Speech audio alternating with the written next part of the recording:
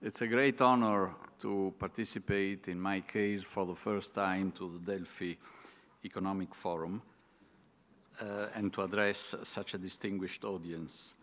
In the very day after the presentation yesterday, as the Commissioner just mentioned, of Jean-Claude Juncker's white paper. I was tempted to comment that paper, but I must say that I was strongly impressed by the speech of the President of the Hellenic Republic on the rule of law being, along with representative democracy, really at the core of European integration. He said this with his high legal and institutional authority. I am not even a lawyer, but I found the President's remarks inspiring for someone who has been closely involved in the enforcement of European laws, first as a European Commissioner, later as Prime Minister of a country which was on the cliff of the precipice, also because it had not been complying with some EU crucial rules. So with your permission, Mr. President, I will spend my very few minutes making 2 or 3 observations prompted by your speech.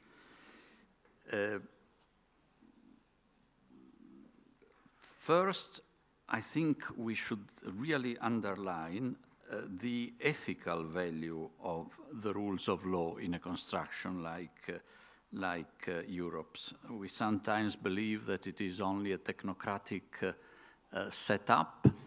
Well, this is really the opposite of what it is, because to have rules which apply equally and normally are enforced with equal rigor to old and new member states, to large and small member states, is something which has, to me, an immense ethical and political value, and which is, I believe, one of the attractiveness of the European Union. The community method was implicitly mentioned as being superior to the intergovernmental method, and the name of Jean Monnet was mentioned by Rector Arweiler. I remember always, about 15 years ago, the then Prime Minister of Finland, Paavo Lipponen, during the discussions for the European Convention and the Constitutional Treaty, saying to those involved, do stick to the community method, because if the EU were to become more intergovernmental, then Europe would go back to the mentality and the regime of the 19th century, in which every small or medium country had to decide with which of the 2-3 major powers on the continent to ally in order to seek protection, because protection was not coming through the application of the rules. I think this is a fundamental value that we should never forget. And even those rules which may appear slightly perverse or dishuman, at least in some parts of Europe, like the fiscal discipline rules, well, they are far from being purely technical, because of course they appear to be technical, but they have the deep value of protecting future generations of Greeks, of Italians, etc., from the excesses of current politicians, which is always a temptation. So my second observation is, because, as the President underlined, the rule of law is so central to European integration, I believe that the enforcement of the EU rules should not become any weaker or softer when It is under attack because technocracy is under attack, because national resistances become stronger, because people understand less these rules, also because national governments make often no effort at all to explain the rationality to their citizens. Well, I believe that it is, particularly in those times, in these times, we are living one of those difficult moments that a rigorous, a normally rigorous enforcement is necessary. Let me make a couple of examples. For example, in the governance of the Economic and Monetary Union, now there is a great demand for flexibility to not to be forced to the full implementation of these rules. And this normally has come in the last few years from countries in Southern Europe to different degrees. And the enforcers, the European Commission and the Eurogroup and the Council, have acceded to such requests. On the other hand, they have also become milder towards another part of the governance rules of the EMU, namely that the surplus countries, as regards in particular their external accounts, should make more efforts to give their contribution to the fostering of economic growth by reducing some macroeconomic imbalances.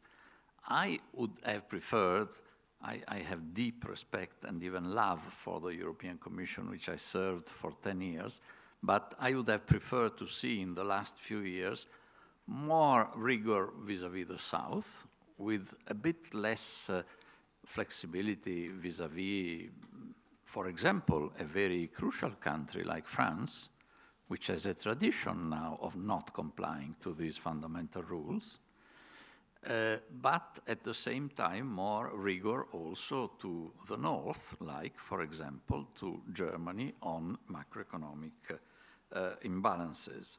And also across policy areas, there is a risk that if somewhere the enforcement does not really take place, maybe because it is particularly difficult there, then there is a contagion. For example, if you are in Italy now, the fact that many countries, as the Commissioner knows well, do not comply with the rules about the allocation of refugees is something that may induce, is inducing many Italians to say, but then why should we stick to the rules about the deficit?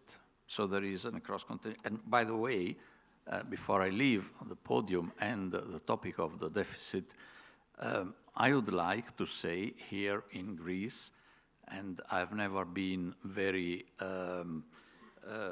blind to the many structural and other problems, including public finance of us Southern European countries, but I have had many times the occasion to say in Brussels, in Berlin, or elsewhere, that the crisis of credibility of the Stability Pact was not generated in Greece or in the south of Europe. It had been caused by the two most revered parents of the euro, as Prime Minister Simitis remembers well, I'm sure, and those were Germany and France in 2003 when they did not comply with the Stability Pact, and the European Commission, of which I see here at least 2 or 3 members, chaired by President Prodi, did bring the, wanted to have the sanction with vis-à-vis France and Germany. The Council was engaging in an act of pressure/solidarity and let France and Germany go away without any sanction. We, the Commission at the time, brought the Council before the European Court of Justice. This is not lack of solidarity. This is living in a community with the rules of law. My very last point. rules are so important, must be respected without any inflection to political pressure, but they should never be considered immutable. They may become obsolete, or some even original limits may become clearer over time. For example, and here again I refer to this vexed question of public finance, for example, it would be easier to persuade our peoples, also in Southern Europe, that the fiscal discipline of the Stability Pact does not in itself bring austerity, sacrifices. It's not a manifestation of the sadic nature of some peoples in Central and Northern Europe. But in fact, it is in part like that, because public investments are treated in the Stability Pact almost as badly as public consumption. So we are at a situation where one difficulty of the public opinion of one important part of Europe has to do not only with its inherent propensity to take rules sometimes a bit too flexibly, but also because there isn't great rationality in the rule. Would this not be the appropriate moment, since these rules are not really respected, to change the fundamental rule by having a better treatment for investment, and then get rid of all or almost all the flexibility that makes the North anxious about the South, whereas the South is anxious because the North, they say in the South, does not understand economic logic. My very, very last comment is on the fact that we may discuss the rule of law, representative democracy, what is necessary for European integration to proceed further. I am convinced that what is most necessary is a very special raw material, which is increasingly rare in Europe. That raw material is a public opinion which is favorable to European integration.